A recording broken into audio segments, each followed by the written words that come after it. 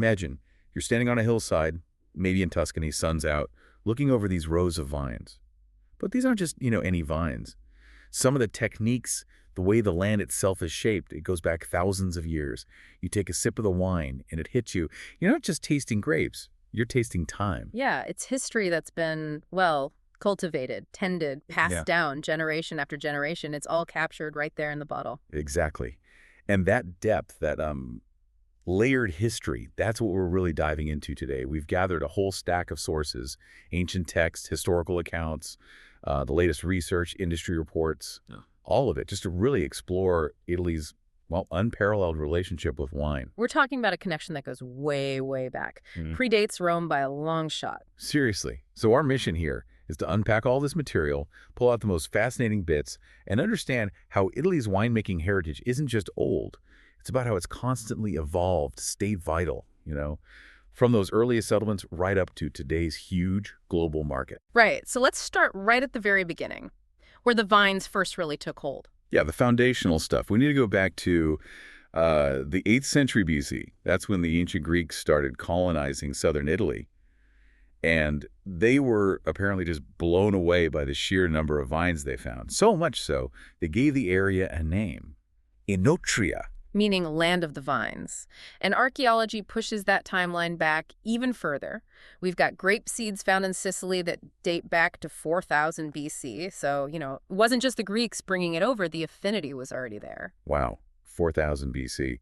And those early Greek techniques, they were absolutely fundamental, weren't they? Oh, definitely. Foot-stomping grapes for fermentation. You still see echoes of that today in some traditional places. And using those big terracotta pots, the amphorae for storage and transport. Techniques the Etruscans then picked up, right? Blending it with their own stuff. Exactly. And it's amazing how some of these ideas stick around. You've got modern producers now actually experimenting with aging wine under the sea. No way. Really? Yeah, kind of mimicking those ancient marine storage or maybe transport conditions. It's fascinating. So Greeks laid the groundwork, but the Romans, they didn't just like wine. They basically industrialized it. Oh, absolutely. They approached vineyards with this incredible organization, this engineering mindset. The sources talk about legionnaires, carrying vine cuttings with them like strategic assets as they expanded the empire. Yeah, it wasn't just farming, it was empire building, but with vines. And the innovations were significant. Complex trellis systems, for instance. Right, letting them cultivate on steeper slopes, maximize everything. It was like Roman vertical farming. And people like Pliny the Elder starting to actually document grape varieties, early classification. And maybe the biggest game changer for trade, the wooden barrel. Ah, yes. That wasn't just a container, it was a mobile aging chamber. Wine could actually develop, get more complex, while being shipped across huge distances, made it a proper, valuable commodity. And they perfected screw presses, too, making juice extraction way more efficient. To the point that some wineries today still use replicas.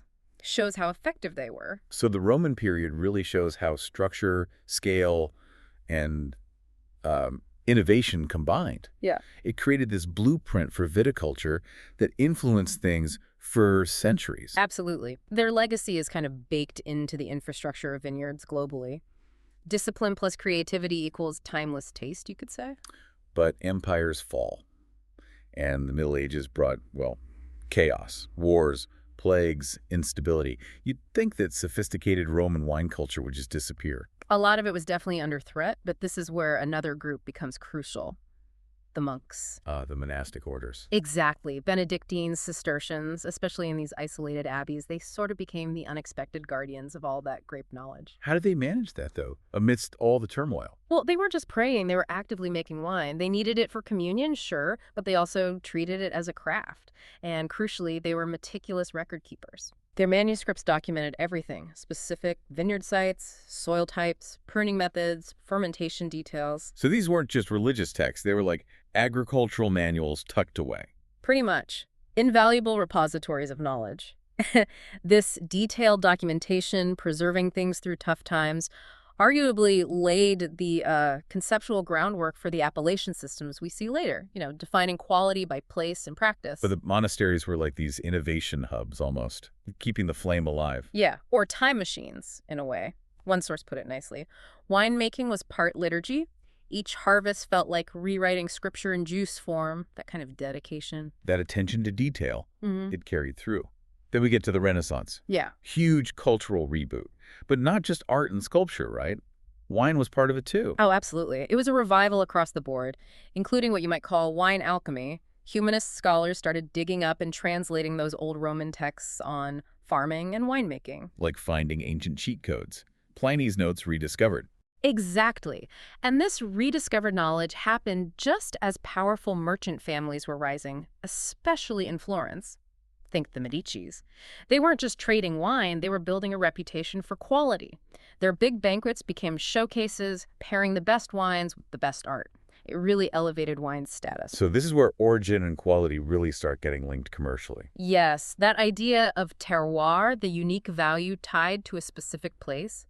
These merchants were essentially creating value chains where the origin was the mark of authenticity, like an original blockchain almost. And they weren't afraid to use those rediscovered techniques. No, not at all. We see examples today like Vittorio Fabiano referencing old texts they found to experiment with things like marine aging again. Wow, full circle. It shows the Renaissance was about looking back and pushing forward. That era's focus on quality, documenting things, linking wine to culture. It provided the DNA for the formal standards that came later. History not just archived, but actively poured. But that focus on quality faced a massive test later on. 19th century phylloxera hits. Yeah, that tiny aphid, devastating, doesn't even cover it. Wiped out something like 75% of vineyards across Italy. It was like a zombie apocalypse for vines. Good grief. How did they even begin to recover from that? It forced really drastic action. The main solution was grafting the European Vitis vinifera vines onto phylloxera-resistant American rootstock. Right, the grafting solution. But it wasn't just a technical fix. It forced a huge shift in thinking. With way fewer vines, the focus had to move from just quantity to getting the absolute best quality from what survived and what was replanted. So ironically, this utter disaster became a catalyst for a quality revolution. It certainly sped things up, and this mindset started getting formalized in the mid-20th century. 1963, they brought in the Denominazione di Origine Controllata system, the DOC. Right, applying that kind of Roman discipline again.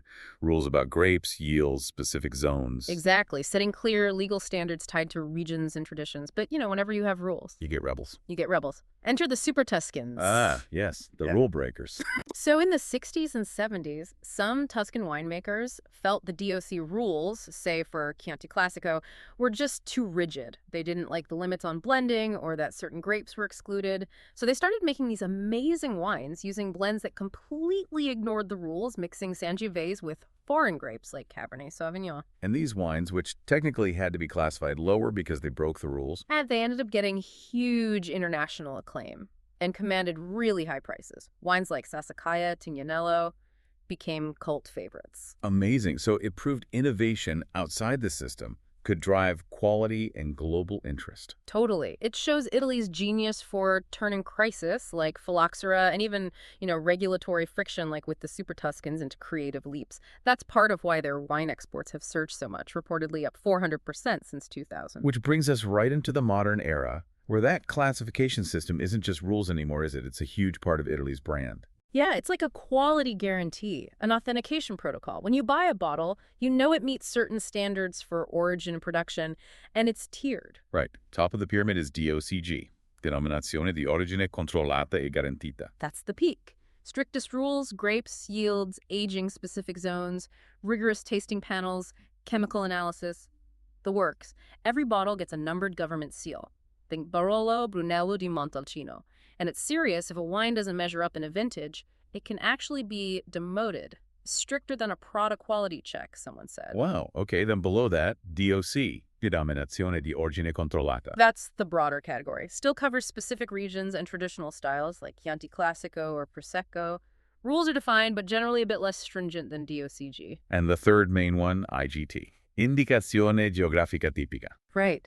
This is the most flexible tier. It covers wines from a specific area, but without the strict grape or blending rules of DOC or DOCG. It's kind of the innovation lab. Those Super Tuscans we talked about, they initially fell into a category like this before IGT was formalized. Shows how this tier can nurture future classics. This whole system, it sounds complex, but it seems absolutely vital for trust, in the global market. Oh, completely. Sources show certifications and origin guarantees are huge factors for international buyers. It builds confidence. It's a declaration of identity backed by standards. And that identity seems more and more focused on quality over just sheer volume these days. Definitely been a big shift. Italy still makes a ton of wine, obviously, but the growth and the buzz are around the premium stuff. I mean, look at sparkling wine exports. Prosecco's global rise has been incredible. It's even outselling champagne in some markets. Yeah, why has Prosecco exploded like that? A few things, really.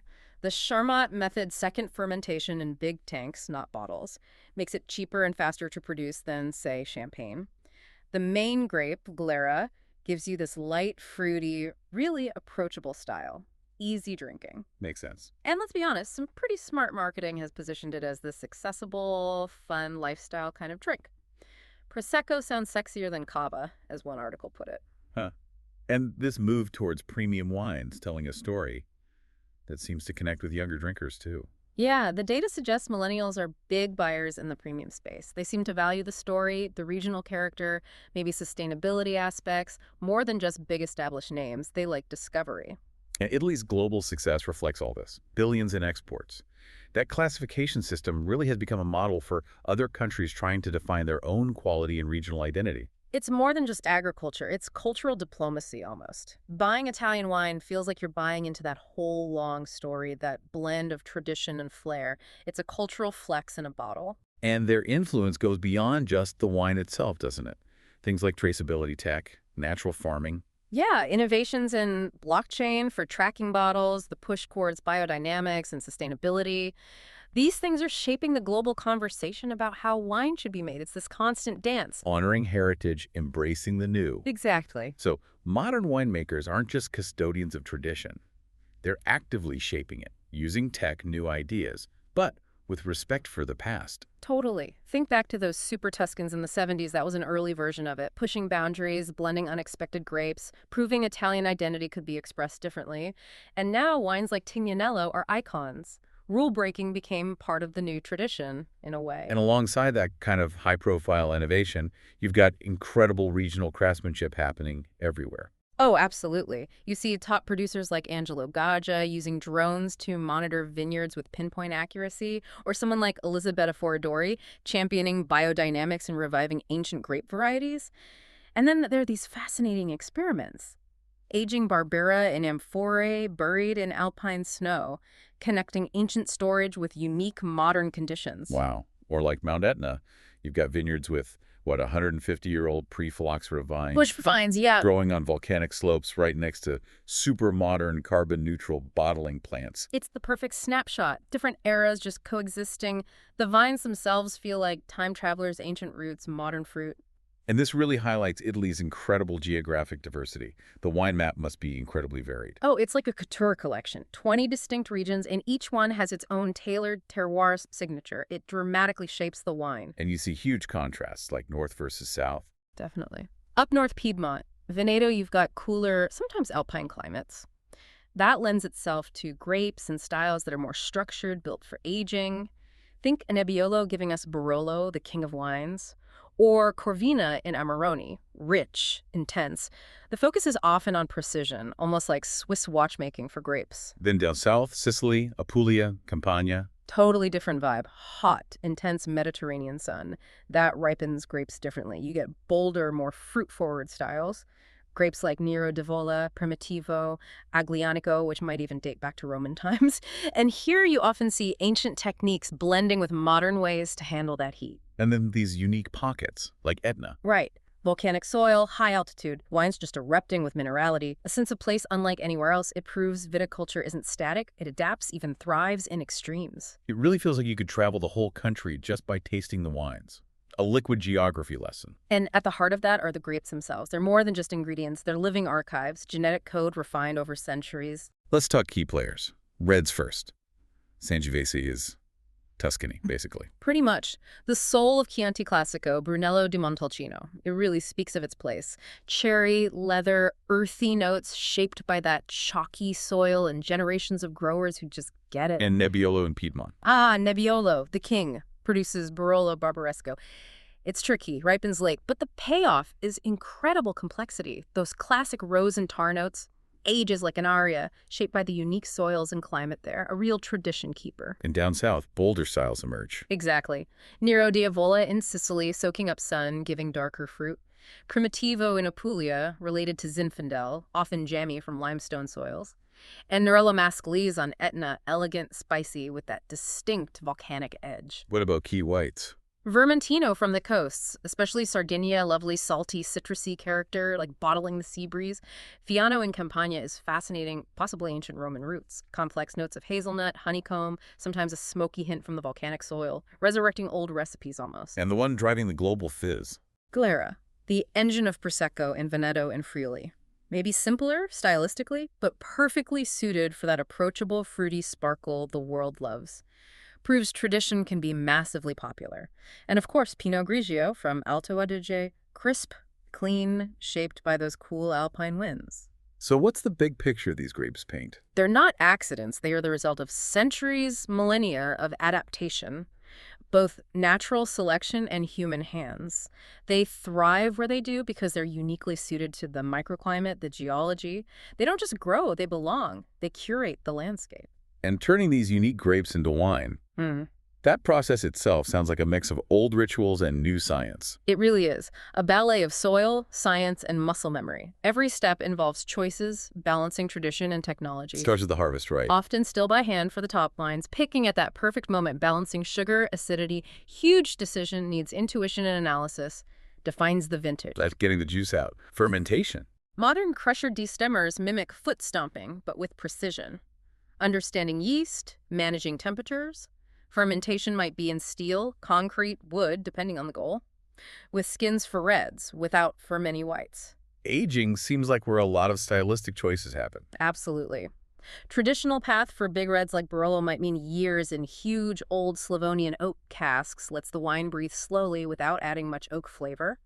Modern approaches might use smaller French oak barrels for more spice and structure, or things like concrete eggs or neutral tanks to really let the pure fruit and terroir shine through. And bottling, quality control, that's evolving too. Definitely. Cork is traditional, but screw caps are common now too. Nitrogen-flushed bottling lines protect the wine. Quality control uses lab analysis spectrometers, maybe alongside the absolutely essential tasting by the winemaker in panels. Can't replace the human palate. And technology is weaving its way in everywhere. Yeah, drones checking vine health, sensors monitoring barrel temperatures, even blockchain tracking high-end bottles to fight counterfeiting, using every tool to enhance the final product. It really sounds like performance art, refined over a 2,000 show run. Ancestral whispers and Silicon Valley smarts in every bottle. And it's all deeply woven into Italian culture. Wine's not just a beverage, it's the social lubricant. It's flowed through daily life for millennia, from Roman taverns to, TikTok aperitivo trends. And it's how regions express themselves, right? A farmer in Sicily toasting with his own Nero d'Avola, Venetians sipping Prosecco on a boat. The wine speaks the local dialect. And that cultural weight has deep roots. Think about Pompeii. The eruption apparently caused ancient wine prices to skyrocket. Shows it wasn't just sustenance, it had huge economic and social value even then. Ancient FOMO. Huh. And today, those DOCG labels, they're not just quality marks. They feel like cultural passports, telling that story of place. Exactly. Something like 42% of global buyers reportedly choose bottles partly for those terroir stories. It connects people worldwide to that specific patch of land, that specific tradition. It's amazing how it endures. From nanas pouring the local red at Sunday lunch to Gen Z sommeliers hunting down obscure orange wines. Yeah, as that Florentine bartender supposedly said, our market isn't shelves, it's souls. It really gets at that deep, enduring connection. Wow, what an incredible journey we've covered. From those first grape seeds millennia ago to this massive, sophisticated global industry today. It's such a story of adaptation, resilience, and this relentless pursuit of quality. Italian wine really is like a liquid timeline, history in a glass. And that history makes it so relevant now. When you pair Italian wine with food, that Brunello with some amazing aged cheese or a crisp Fiano with grilled fish, you're not just matching flavors. You're tapping into generations of knowledge, of refinement. You're tasting the grit and creativity that perfected that pairing over centuries. And you see those ancient threads pulled through today. Grafting techniques that solve phylloxera, biodynamic farmers looking at moon cycles, it connects back. So here's something to think about, to leave you with. Italy hasn't just mastered making wine. It's mastered crafting liquid stories, liquid diplomacy almost. What does it really mean when popping a cork from an Italian bottle feels less like opening a drink and more like uncorking a story that began thousands of years ago, like tapping into some kind of shared birthright?